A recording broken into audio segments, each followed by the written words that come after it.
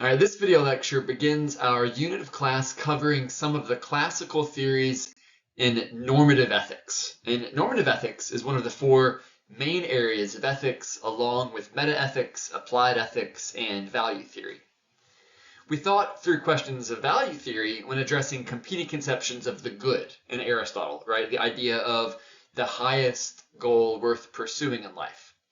And we briefly summarized the other three areas of ethics when discussing the booklet, What is Ethics? A collection of introductions to moral philosophy.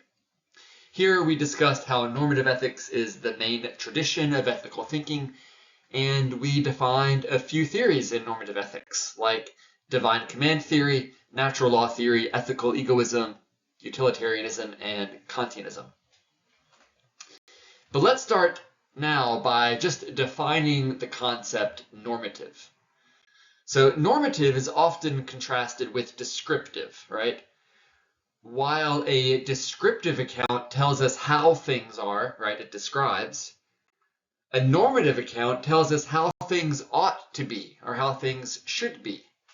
And similarly, there's the concept of normativity, right? Normativity means behavior or conduct or ways of existing that conform to accepted standards or norms.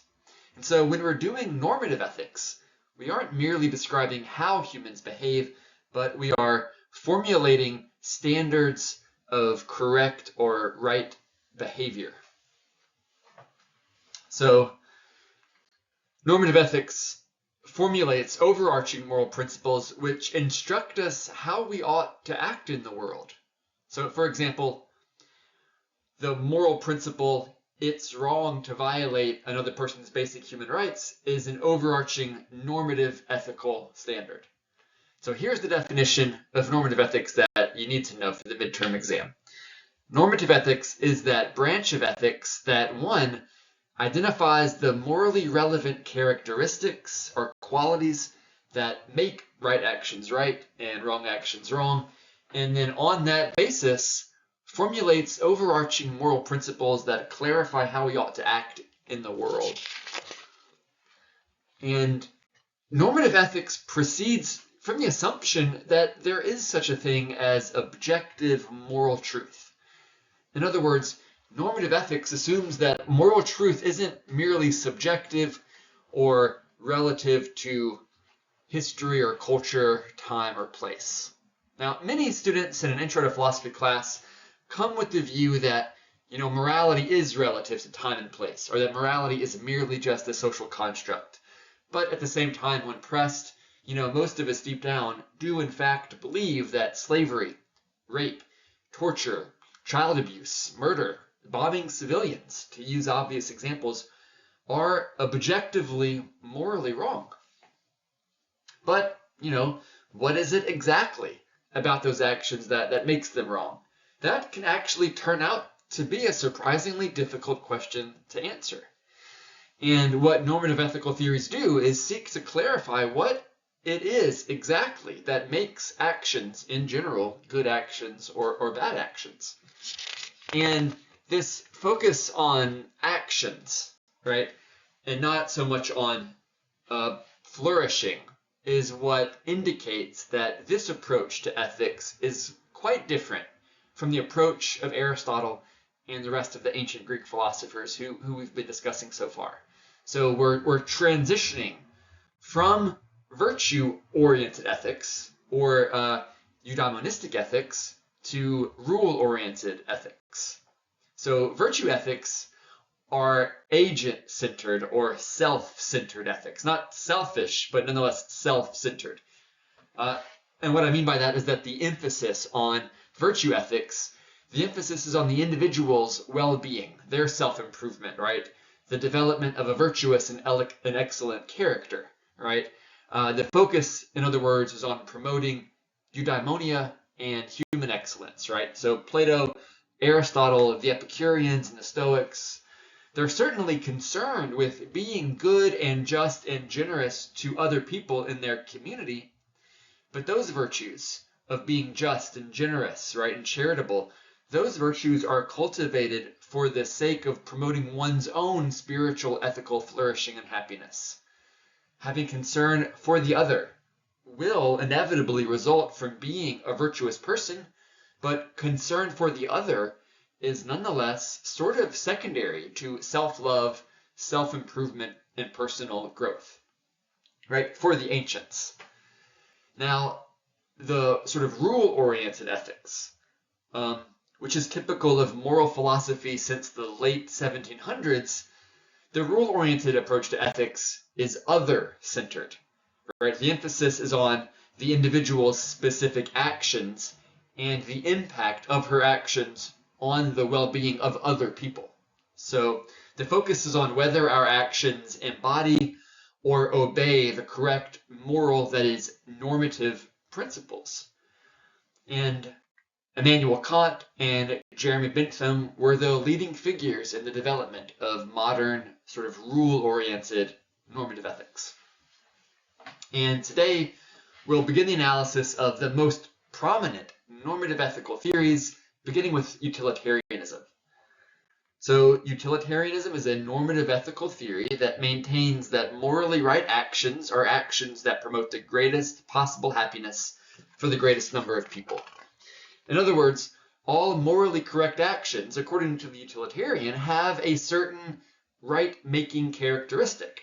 This characteristic is the tendency of the action to increase happiness for the greatest number of people. Right? That's the distinguishing mark of utilitarianism. It's concern for maximizing happiness for the whole of society. And doing so even if that action creates unhappiness for the individual actor. Now, utilitarianism emerges as a school of thought in the 1700s, and it continues to have many advocates today, not only among moral philosophers, but also among economists and scholars of legal theory. And the founder of this moral theory is the legal and moral philosopher Jeremy Bentham. And his influence on our society and way of life is massive. We are in many ways living within the imagination of Jeremy Bentham and many other philosophers besides.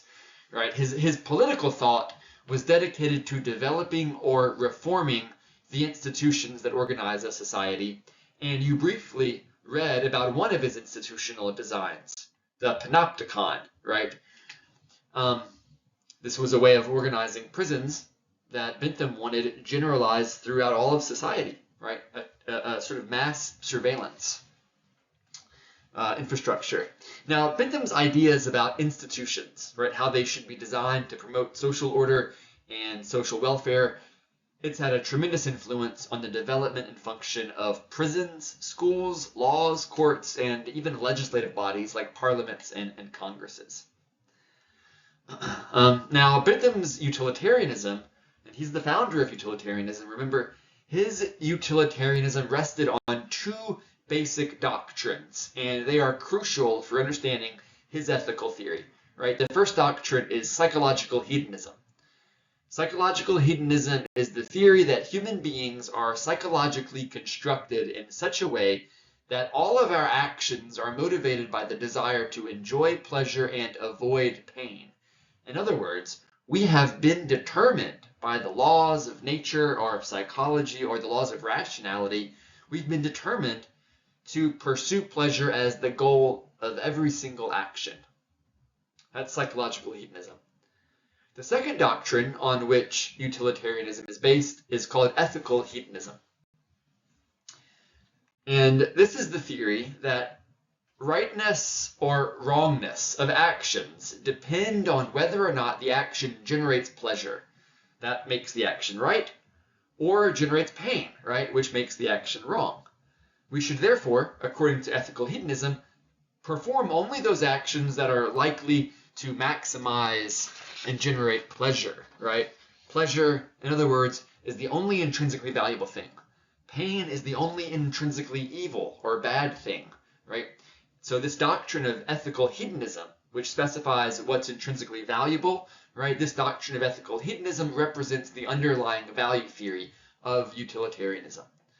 And the root of this English word hedonism is the Greek word hedone, which means pleasure or enjoyment. And so Bentham will employ the term hedon to refer to units of pleasure. He's concerned with how many units of pleasure are likely to be generated, right, by the actions that you take in the world. All right, so let's actually turn to the text. So the text was an introduction to the principles of morals and legislation, right? And we only read the first chapter of this text, not the whole thing. And let's start with the very first sentence. Bentham writes, "Nature has placed mankind under the governance of two sovereign masters, pleasure and pain." Right? And so we want to think about what he means here. This is a very famous sentence that opened his work on utilitarianism. What Bentham is doing here is making an incredibly bold claim about human nature and human psychology. Right? Pain and pleasure, Bentham says, govern us in all we do, all we say, all we think. Right? They govern our mind, these two values. Right? Pain and pleasure, they alone, he says, point out what we ought to do. They alone determine what we will do. The standard of right and wrong, as well as the chain of causes and effects, are both fastened to their throne, right? Pain and pleasure. And so what Bentham is doing here, right, at the very start of his text, is arguing for both psychological hedonism, right? Pleasure and pain determine what we will do. And he's also arguing for ethical hedonism, right? Pleasure and pain also point out what we should do. And so you want to think about this. What do you think about psychological and ethical hedonism? Concerning psychological hedonism, right, this theory of human nature that's kind of deterministic. Has everything that you've done in your life been psychologically motivated and determined, right, by your motivation to just gain and experience pleasure? Yeah, it's a bold claim, and it's a very sort of reductive analysis of human nature and human psychology. But, it's also very similar to Aristotle's arguments regarding the good, right? The good is that for the sake of which we do everything we do, right? He says happiness is the good. Bentham's making a similar argument, but he's saying that it's just pleasure, right? So we can make sense out of the claim like this, right? Whatever action you perform in life is done to give you pleasure in the present moment or to put you in a better position to have pleasure in the future. Or, what amounts to the same thing, every action you take in life is done to avoid pain in the present moment or to put you in a better position to avoid pain in the future, right? Even a parent sacrificing their life for their child, Bentham will argue, is done for the sake of pleasure, right? To secure the pleasure of knowing that your child will live and to avoid the pain of having to let them die, right? So that's Bentham's analysis of the motives that govern all human action, right? But what we learn very quickly is that Bentham's ethical hedonism is not egotistical or individualistic, right? The pleasures that you should be trying to generate and the pains you should be trying to avoid, right, are not exclusively your own pleasures and pains, right? Rather, Bentham and every utilitarian after him argue that your happiness is no more important than anyone else's happiness. The happiness that matters most is not the happiness of the individual acting, but the happiness of society at large, right? The public good. And so Bentham's commitment to hedonism, both psychological and ethical hedonism, it's the basis for his formulation of the principle of utility, right? This is the overarching moral principle that clarifies how you should act in the world, right? To be a good person, as it were. All right. Bentham describes the principle of utility like this. He says it's the principle that approves or disapproves of every action according to that action's tendency to increase or lessen, to promote or oppose, right, the happiness of the person or group whose interest is in question. And so an action then may be said to conform to the principle of utility when its tendency to increase the happiness of the community is greater than any tendency it has to lessen that happiness. And we can simply call this the greatest happiness principle, right? The greatest happiness principle is the overarching principle of utilitarianism, right? It's that principle that we need to make sure that we are obeying in all of our actions according to this ethical theory. And the greatest happiness principle, right, it says that we should act in ways that increase the happiness of everyone who's likely to be affected by our actions. And so we can kind of take a step back here and just recall the definition of normative ethics, right? The first, or the two things that all normative ethical theories do are, one, first they identify the relevant characteristics that make right actions right and wrong actions wrong. And the second thing every normative ethical theory does is it formulates the overarching moral principle that clarifies how we ought to act in the world. And so this is exactly what Bentham has done so far in chapter 1 of the text from, the opening sentence. He first identifies the relevant characteristic of an action, right, that makes the action right or wrong. And that is the characteristic of increasing pleasure or decreasing pain. And the wrong-making characteristic of an action that he identifies is to increase pain or to decrease pleasure, right? And then based on that kind of descriptive analysis, he then formulates the principle of utility, right? The greatest happiness principle, right? The overarching moral principle that tells us we always ought to perform those actions that will increase the greatest happiness for everyone who's affected by our actions, or at least act in ways that aren't going to increase pain and suffering.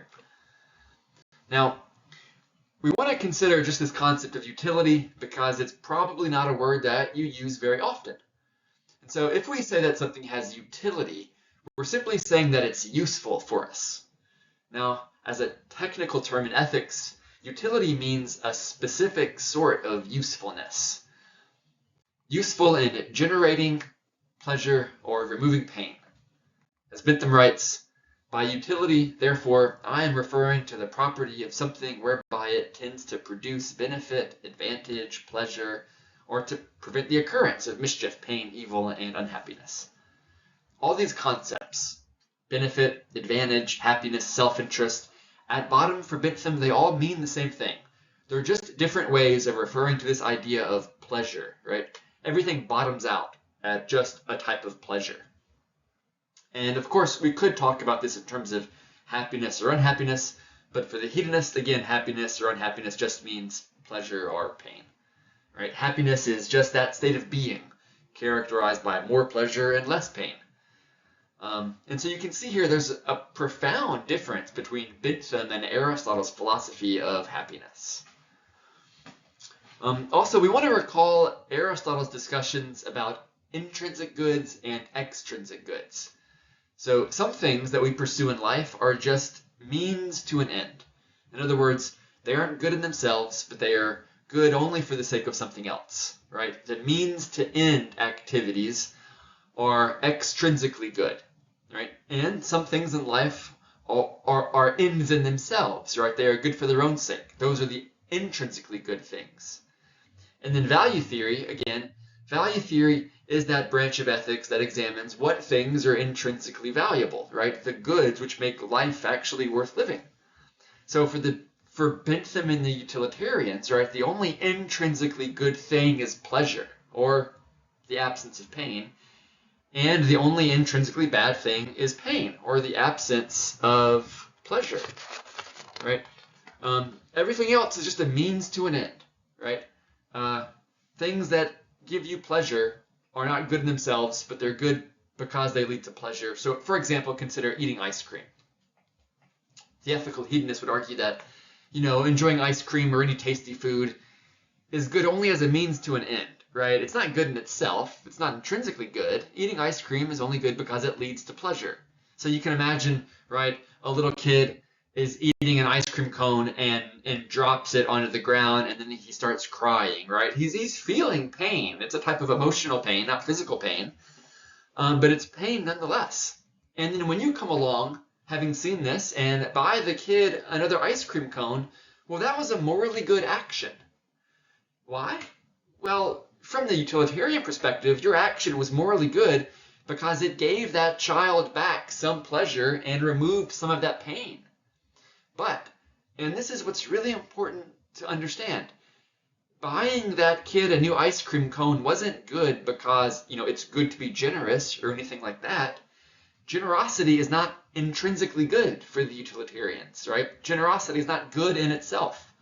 Rather, generosity is, morally speaking, good only because it tends to produce pleasure. It's a means to a good end, right? The pleasure is what's good in itself, not the generosity. So generosity and kindness and selflessness and all such other moral virtues, they are only extrinsically good.